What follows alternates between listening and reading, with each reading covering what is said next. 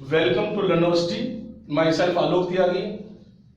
आज मैं आपको बताऊंगा कि किरचॉफ्स करंट लॉ के बारे में, जो कि बहुत इंपॉर्टेंट टॉपिक है आपका चैप्टर 1 बेसिक इलेक्ट्रिकल इंजीनियरिंग का, as well as Kirchhoff's current law को हम नोडल एनालिसिस बोलते हैं, इसी को हम नोडल एनालिसिस बोलते हैं। तो सबसे पहले हम टॉपिक के नाम से स्टार्ट करते हैं कि भाई किरचॉफ्स करंट लॉ है क्या, what is Kirchhoff's current law. Kirchhoff's current law की दो डेफिनेशन है, दोनों का काम एक ही है, दो अलग अलग तरीके से बताई गई है। For example, in first one, the algebraic sum of all the current at any junction is equal to 0।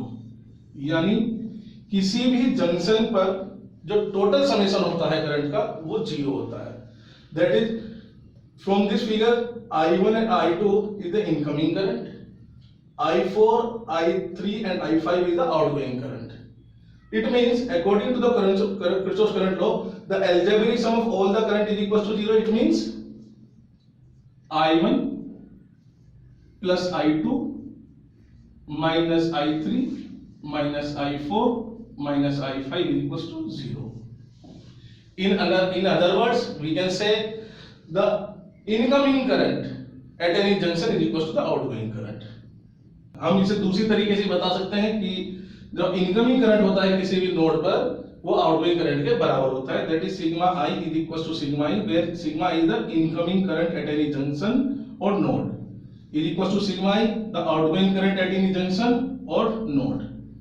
From this figure we can say that कि I1 plus I2 is the incoming current and I3 plus I4 plus I5 is the outgoing current. दोनों equation एक ही statement को fulfil कर रही हैं। इसमें भी अगर हम इसे राइट हैंड साइड में ले जाएं तो I1 plus I2 is equal to I3 plus I4 plus I5 ही आएगा। यानी किरचॉफ्स करंट लॉ को हम दो तरीके से बता सकते हैं कि the algebraic sum of all the current at any junction is equal to 0, और in other words we can say the incoming current is equal to the outgoing current at any junction or a point in a circuit.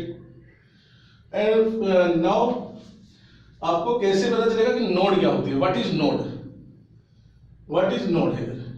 तो node is a junction or a point where 3 and more than 3 branches are connected. Can you identify how many nodes in a given circuit? If this is a node, no, because this is a common branch. Here this is a point where 3 and more than 3 branches are connected. Now हम बोल सकते हैं कि ये node है, तो इन्हें हमने रिप्रेजेंट कर दिया वोल्टेज से, दैट इज VA और V1। ये नोड नहीं है, ये भी नोड नहीं है, नाउ ये एक नोड हुआ, दैट इज VB, ये भी कोई नोड नहीं है। तो you can easily identify the node. Node is a junction or a point in a circuit where 3 and more than 3 branches are connected. इसके बाद जब आप नोड आइडेंटिफाई कर लेंगे सर्किट के अंदर, उसके बाद आपको कुछ बेसिक कॉन्सेप्ट्स पता होने चाहिए कि नोडल प्रॉब्लम को सोल्व करने के। सबसे पहले तो आपको ओम्स लॉ पता होना चाहिए, क्योंकि करंट लॉ पे वर्क करता है। तो what is current, I is equals to V by R. What is V? V is the potential difference between 2 points upon the resistance. For example, पहली कंडीशन को लेकर चलते हैं कि अगर जो VA और VB के बीच में, if a resistance, single resistance is connected between two nodes, then what will be the current value of current? I is equals to potential difference, that is VA minus VB by R. Why we take VA minus VB? Because current is always flow from higher potential to lower potential. The direction of current represent कि VA is the higher potential, VB is the lower potential. That's why we can write VA minus VB upon R. If we reverse the direction of current here, then you can write I is equals to VB minus VA upon R. The black sign represents the direction of current when the current is flowing from VB to VA. Then we can write I is equals to VB minus VA upon R, because from this direction represent the higher potential is VB.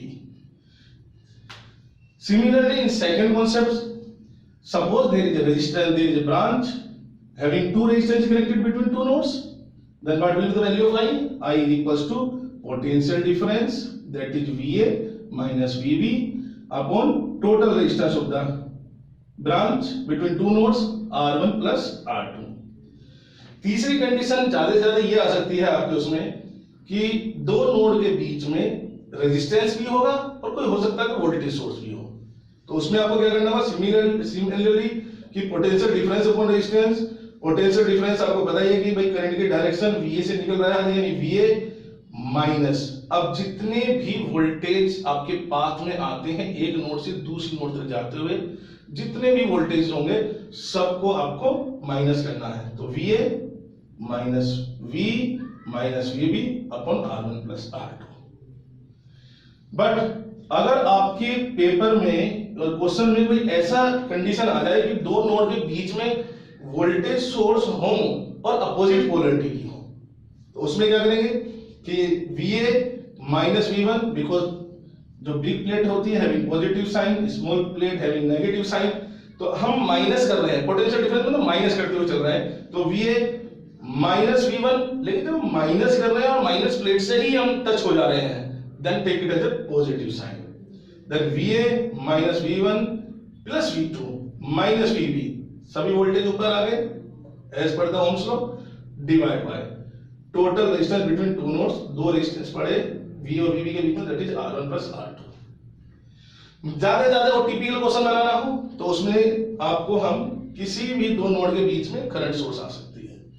Current source अगर किसी दो node के बीच में आती है तो वहां पर हमारा ये कॉन्सेप्ट निकालने, इसे लगाने की आवश्यकता नहीं है कि I equals to V by R करने की जरूरत नहीं है। If there is a current source is connected between two nodes having so many resistances, then you doesn't need any formula. It means the value of the current is as same as the value of the current source. Kindly check the polarity. अगर current source की direction हम यहाँ पर जो लगाते वो opposite होती, हमारी करंट की डायरेक्शन VA से जो निकल रही है वो करंट की डायरेक्शन का एरो इधर है, करंट सोर्स का अगर सपोज डायरेक्शन तो हम लिखते I equals to minus I1।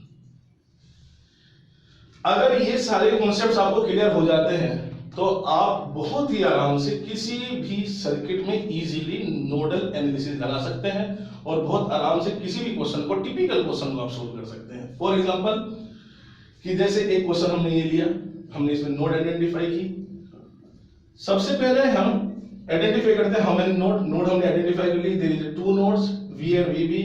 To solve the nodal analysis problem it is mandatory, it is compulsory to make a node as a reference node and is to be grounded having potential 0। VA और VB में से किसी एक node को आपको reference node मानना ही मानना है, उसे आपको ग्राउंड करना होगा और जब ग्राउंड करेंगे तो उसका पोटेंशियल 0 हो जाएगा। तो हमने सपोज VB को अपना ग्राउंड कर दिया और इसका पोटेंशियल 0 हो गया, तो this node is known as reference node. Now कोई भी नोड में आपको मैथमेटिकल इक्वेशन और नोडल एनालिसिस प्रॉब्लम्स की लिखनी है तो आप क्या करेंगे, ये this node is known as active node.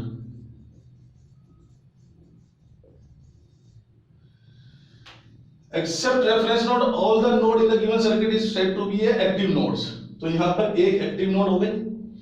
Active node से आप करंट सब आउटगोइंग फ्लो का मोड में फ्लो करा दीजिए, सब करंट बाहर की तरफ फ्लो करा दीजिए without check the polarity of the battery as well as we can without check the polarity of the current source। सबसे पहले आप एक ही काम करें, नोड आइडेंटिफाई करें। नोड आइडेंटिफाई करने के बाद किसी एक नोड को आप रेफरेंस नोड मान लें, उसे ग्राउंड कर दें, उसका पोटेंशियल 0 कर दें। दूसरा, एक्टिव नोड से हमेशा करंट बाहर की तरफ चला दीजिए। आप बिल्कुल भी मत देखिए कि क्या पोलैरिटी है, कि बैटरी किधर है, उसकी पॉजिटिव प्लेट किधर है, करंट सोर्स की डायरेक्शन किधर है। आप हमेशा करंट बाहर की तरफ चलाइए, just like as shown in figure। Now, according to the Kirchhoff's current law, अगर हम इसमें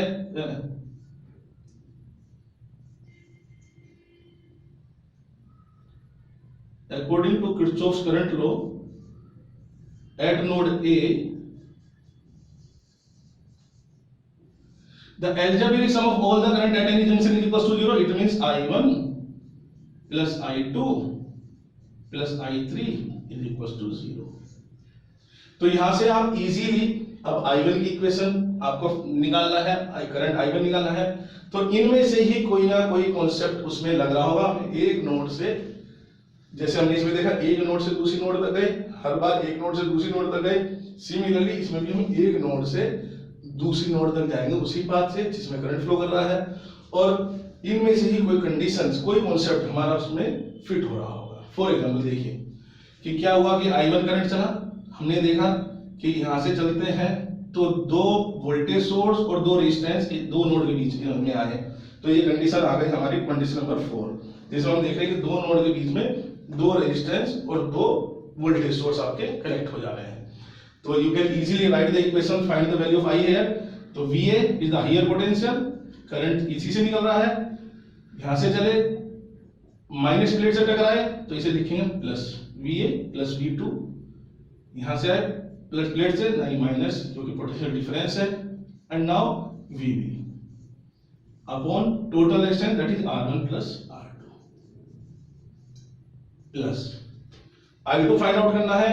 I2 में हम देखें तो कौन सी कंडीशन फिट हो जा रही है हमारी, जिसमें हमारी करंट सोर्स है। तो हमने देखा, हमने आपको बताया कि कंडीशन नंबर 4 में अगर किसी भी ब्रांच में करंट सोर्स आ जाती है तो आपको किसी फार्मूला लगाने की आवश्यकता नहीं है, आप डायरेक्टली उस करंट की वैल्यू पता है आपको, तो हम आसानी से बता सकते हैं I2 की वैल्यू जो है वो I है। लेकिन I2 और I की डायरेक्शन अपोजिट है, तो you can write it here I2 is equal to minus I plus, right down the equation of I3 है। इसमें क्या हुआ कि एक बैटरी है, दो रेजिस्टेंस है, तो इसका मतलब ये आपका कंडीशन नंबर 3 इसमें पुट आउट हुआ, दो रेजिस्टेंस है, एक वोल्टेज सोर्स है, तो ये करंट की जो इक्वेशन जैसे हमने एक नोड से चले यानी VA से माइनस किया, V2 को पोलैरिटी चेक की क्योंकि प्लस प्लेट से टकराए, इसके बाद -0 एक नोड से दूसरी नोड तक जाएंगे और अपन total resistance that is R3 plus R4 is equal to 0 according to the Kirchhoff current law. अगर ये आपके पास एक इक्वेशन आ जाती है और सिंगल इक्वेशन है, सिंगल अननोन होगा, क्योंकि आपको सारी वैल्यू बताऊंगी V1, R1, R2, V2, R3, R4, V3, V2 and here this is the V3 and I1. If you know all the values of resistance, voltage and current source in a circuit, you can easily find out the value of VA by solving this equation. For example, suppose the value of V1 is 10 volt, the value of R1 is 2 ohm, value of R3 is 3 ohm, voltage is 5 volt, 2 ampere, 4 ohm, 2 ohm, 20 volt. V3 is equals to, and examiner put a question ki find the current across all the resistances, find the current across all the resistance by using Kirchhoff's current law, or we can say by node analysis or node analysis. तो हम क्या करेंगे कि अब इसमें आप values put कर दें, I1 is equals to VA minus plus 5 volt minus 10 minus VB is equals to 0 upon R1 plus R2 that is 2 plus 3 5 minus I की वैल्यू है आपकी 2 प्लस VA V3 की वैल्यू है 20 अपॉन दोनों resistance 6 is equals to 0. Now here is a single equation, you can easily find out the value of V here after solving the equation. Now suppose V is equals to 17.27. अगर VA की value आप find out कर लेते हैं तो हमारा question क्या था, हमारा क्वेश्चन था कि हमें सभी रेजिस्टेंसेस के अक्रॉस करंट, वोल्टेज या पावर फाइंड आउट करना है। Now if VA is equals to 17.27 and my question is find the current across resistance R1 and R2 here, तो R1 और R2 में कौन सा करंट जा रहा है, I1, तो I1 की इक्वेशन क्या है, तो put I1 is equals to 17.27 plus 5 minus 10 divided by 5. अगर VA की वैल्यू आपके पास आ जाती है और क्वेश्चन था कि हमें सभी रेजिस्टेंस के अक्रॉस फाइंड आउट करना है करंट, तो I1 करंट जो है वो R2 और R3 में जा रहा है, तो इसका मतलब R2 और R3 both are connected in series, दोनों में करंट की वैल्यू सेम होगी। तो आप I1 निकालना है आपको, तो I1 निकालने के लिए आपने क्या किया कि इक्वेशन में पुट कर देते हैं इसमें 17.27 प्लस 5 माइनस 10 अपॉन 5, तो ये आ जाता है आपका 2.45 एम्पियर। इसके बाद अगर क्वेश्चन में ये होता कि आपको R3 और R4 रेजिस्टेंस के अक्रॉस करंट पूछा जाएगा, तो इसमें कौन सा करंट जा रहा है? इसमें I3 करंट जा रहा है। तो I3 की इक्वेशन कहाँ है? I3 इक्वेशन ये है, जब वैल्यूज पुट की तो इक्वेशन आ गई VA - 20/6। VA की वैल्यू कितनी है after solving the equation? 17.27। Then I3 is equals to 17.27 - 20/6। तो ऊपर आ जाता है आपका, तो फाइनल आंसर इज -0.4। ये अगर तो सोल्व करते हैं अप्रोक्सीमेटली 0.455 आ जाएगा। ठीक है, this minus sign, negative sign indicate that कि direction of current is reversed as we assume, but the magnitude is same. यानी फाइनल आंसर जो होगा 4 ओम में और 2 ओम में वो होगा 0.455। बट हमने क्या डायरेक्शन एज्यूम की थी? क्योंकि ये सब डायरेक्शन हमने स्टार्टिंग में एज्यूम किए थे without check the polarity of the battery and current source. It means the direction of actual current, direction of the current is reverse as we assume. तो I3 होगा वो इस तरीके से फ्लो कर रहा होगा, and the magnitude of I3 is same, that is 0.455। इस तरीके से आप नोडल एनालिसिस की प्रॉब्लम को आप सोल्व कर सकते हैं। ये एक बेसिक मैंने आपको आज बताया। नेक्स्ट लेक्चर में मैं आपको ये भी बताऊंगा कि अलग डिफरेंट टाइप के टिपिकल क्वेश्चन आपके सामने रखे जाएंगे, उन क्वेश्चन को कैसे सोल्व किया जाता है, जो सबसे इजीएस्ट वे होगा उसे सोल्व करने का, वो मैं आपको नेक्स्ट लेक्चर में बताऊंगा। और उम्मीद करूंगा कि अगर ये लेक्चर आपको पसंद आया हो तो इसे लाइक करें, सब्सक्राइब करें हमारे चैनल को, और नेक्स्ट लेक्चर को बहुत जल्दी आपके सामने लाने का प्रयास करूंगा अगर जो ये लेक्चर आपके समझ में आया हो। Thank you so much.